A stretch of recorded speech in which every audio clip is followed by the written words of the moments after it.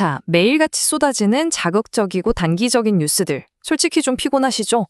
오늘은 그런 뻔한 소음에서 벗어나서요. 테슬라, 스페이스X, 그리고 X 같은 기술 거인들이 도대체 어떻게 수년 전부터 이 엄청난 미래를 설계해왔는지 그 진짜 청사진을 들여다보는 시간을 가져볼까 합니다.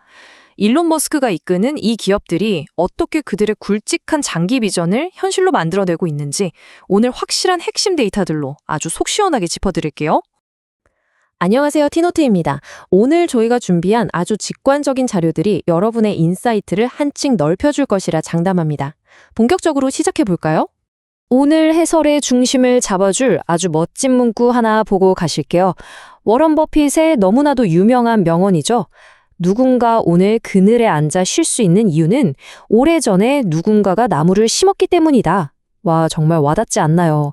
세상을 뒤흔드는 거대한 비즈니스나 혁신이 절대 하루아침에 뚝딱 일어나는 게 아니라는 걸 이보다 완벽하게 설명할 순 없을 거예요. 수년 전에 씨앗을 뿌리고 정말 끈질긴 인내심으로 키워낸 결과가 바로 지금 우리가 보고 있는 혁신인 거죠. 그럼 그 오랜 시간 정성 들여 키운 나무들이 지금 과연 어떤 열매를 맺고 있는지 구체적인 데이터로 하나씩 확인해 보겠습니다. 첫 번째 주제입니다.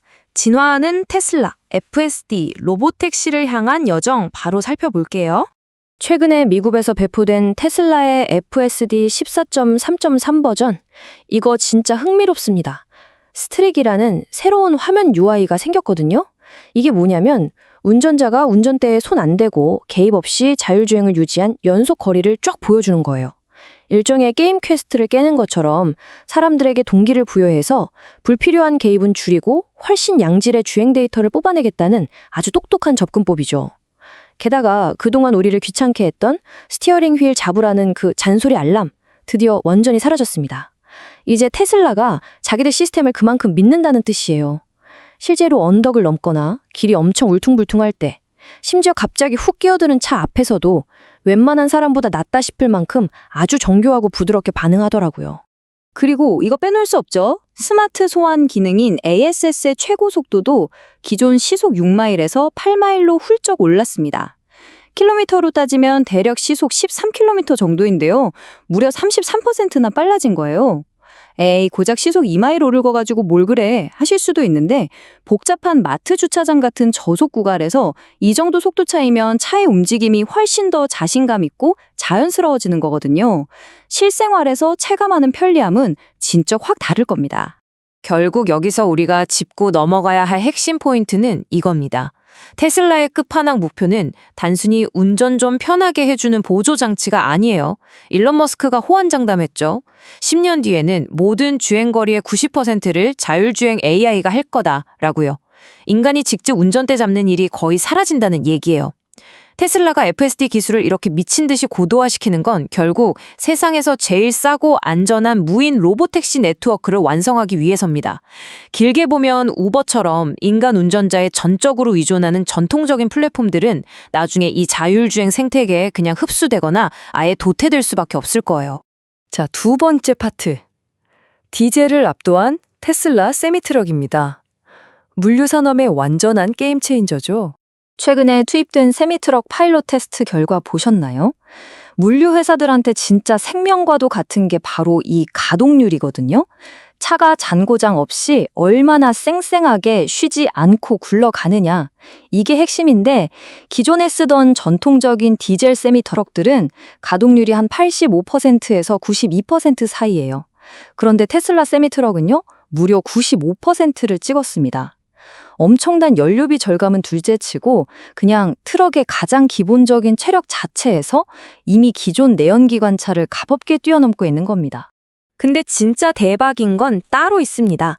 차에 문제가 생겨서 정비소에 들어갔을 때 다시 튀어나오는 회복 속도예요. 테슬라 세미트럭은 고장이 나도 전체의 75%가 24시간 안에 수리를 싹 끝내고 다시 현장으로 복귀했습니다. 기존 디젤 트럭들은 이게 50%에서 많아봐야 70%밖에 안 되거든요. 차이가 확 나죠. 이 데이터가 주는 메시지는 너무나 명확합니다. 압도적으로 수리도 빠르고 에너지 비용까지 싼 이 전기 트럭을 안 쓸 이유가 없다는 거예요. 전 세계 물류 기업들이 줄을 서서 기다릴 수밖에 없겠죠. 세 번째 섹션입니다. 스페이스X와 엇갈린 평가. 과연 진짜 우주 산업의 혁신일까요? 우주에 관심 좀 있으신 분들이라면 최근에 아주 유명한 천체 물리학자죠. 닐 디그레스 타이슨의 과거 발언이 다시 화제가 된 거 보셨을 겁니다. 요지가 뭐냐면 스페이스X가 엔지니어링 쪽으로 대단한 건 맞는데 솔직히 나사가 예전에 다 개념적으로 다루었던 영역들을 그냥 실용화했을 뿐이지 않냐. 새로운 개척지를 연 건 아니다. 이런 비판이었거든요. 뭐 생각은 다를 수 있으니까요. 여기서 저희는 한쪽 편을 들기보다는 과연 이 비판이 현실 데이터를 어떻게 반영하고 있는지 객관적인 수치로 팩트 체크를 해보겠습니다. 자, 이 극적인 비용 구조의 차이 한번 보세요. 우주 산업에서 실질적인 진짜 개척이란 건 결국 비용과 직결됩니다. 예전 나사 우주왕복선 시절에는 고작 1kg짜리 화물 하나 우주로 올리는데 자그마치 54,500달러가 깨졌어요. 거의 7천만 원이죠? 그런데 스페이스X의 팔콘 9 로켓은 이 어마어마한 비용을 단돈 2,700달러 수준으로 팍 깎아버렸습니다. 이건 그냥 과거 기술을 적당히 반복한 수준이 아니에요. 발사 비용 자체를 그야말로 수십 분의 1로 후려쳐버리면서 과거엔 상상조차 못했던 새로운 우주 비즈니스판을 깔아버린 거죠. 패러다임 자체가 뒤집힌 겁니다. 게다가 과거에 나사가 돈이 너무 많이 들어서 눈물을 머금고 포기했던 그 재사용 로켓 기술을요, 스페이스X는 2015년에 떡하니 수직 착륙을 성공시키더니 2017년부터는 아예 상업용으로 밥 먹듯이 재사용하기 시작했습니다. 거기서 끝이 아니죠. 2020년에는 크루 드래곤을 쏘아 올려서 오랫동안 러시아 우지선에만 의존해야 했던 미국한테 독자적인 유인 우주비행 능력을 완벽하게 되찾아줬습니다. 사실상 정부 책상 위에 있던 훌륭한 아이디어들을 민간을 미친 실행력과 끈기로 현실에 끄집어낸 진짜 대단한 사례라고 볼 수 있겠죠. 자, 네 번째 이야기로 넘어가 보죠. 스타링크의 항공 인터넷 장악, 그야말로 압도적인 독주입니다. 비행기 타서 와이파이 써보신 분들은 아실 거예요. 진짜 엄청 느리고 툭툭 끊기고 속 터지잖아요. 그런데 스타링크 실제 사용자 후기 한번 들어보실래요? 땅 위에 있을 때보다 35,000피트 하늘 위에서 페이스타임이 더 잘 터진다라고 합니다. 저궤도 위성을 아주 촘촘하게 깔아둔 덕분에 비행기 위에서 직접 위성 신호를 다이렉트로 쏴주니까 화상 통화까지 쌩쌩하게 돌아가는 거죠. 승객들이 한번 이 맛을 봐버리면 스타링크 안 달린 비행기는 답답해서 안 타려고 하겠죠? 아직 도입 안 한 기존 항공사들 정말 발등에 불 떨어진 겁니다. 그리고 솔직히 이 팩트 하나면 게임 끝입니다. 전 세계에서 가장 까다롭게 보안을 따지고 신뢰성을 요구하는 비행기, 바로 미국 대통령 전용기인 에어포스 1마저도 이제 스타링크 와이파이를 채택했습니다. 처음엔 그냥 인터넷 안 터지는 오지에 망 좀 깔아보자 하고 시작했던 초기 비전이 어느새 지구상 하늘에 떠있는 모든 통신망을 집어삼키는 거대한 인프라로 커버린 거예요. 정말 대단하지 않나요? 네, 다섯 번째 파트는 디지털 세상으로 가보겠습니다. 슈퍼앱 X 10억 다운로드 돌파 소식입니다. 0이 도대체 몇 개입니까? 무려 10억. 글로벌 다운로드 10억 건입니다. 전 세계에서 10억 다운로드를 넘기는 앱은 진짜 극히 드물거든요. 초반에 이름 X로 바꾸고 인수했을 때 검열 이슈다, 표현의 자유 논란이다, 광고주들 다 떠난다 하면서 온갖 비관론과 위기설이 돌았잖아요. 그런 엄청난 비판을 전부 뚫고 만들어낸 정말 기념비적인 마일스톤입니다. 그럼 어떻게 이 10억 명을 끌어모았을까요? 원동력은 바로 슈퍼앱으로의 진화입니다. 예전 트위터처럼 그냥 짧은 글이나 끄적이는 곳이 아니에요.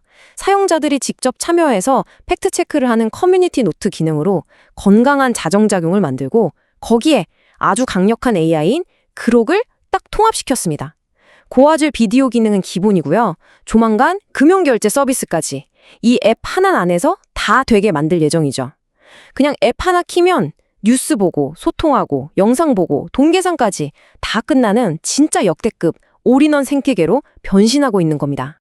벌써 마지막 주지네요. 6번째, 장기 비전과 성공의 법칙입니다. 오늘 해설을 관통하는 진짜 중요한 메시지는 결국 하나입니다.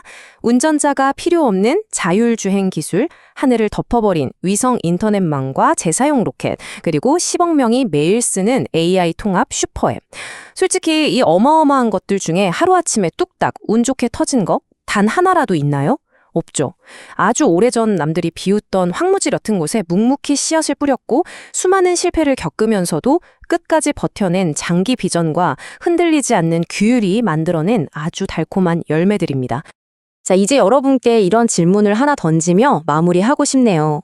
우리는 지금 물리적 AI와 자율주행이라는 인류 역사상 가장 거대한 패러다임의 변화 한가운데로 들어가고 있습니다.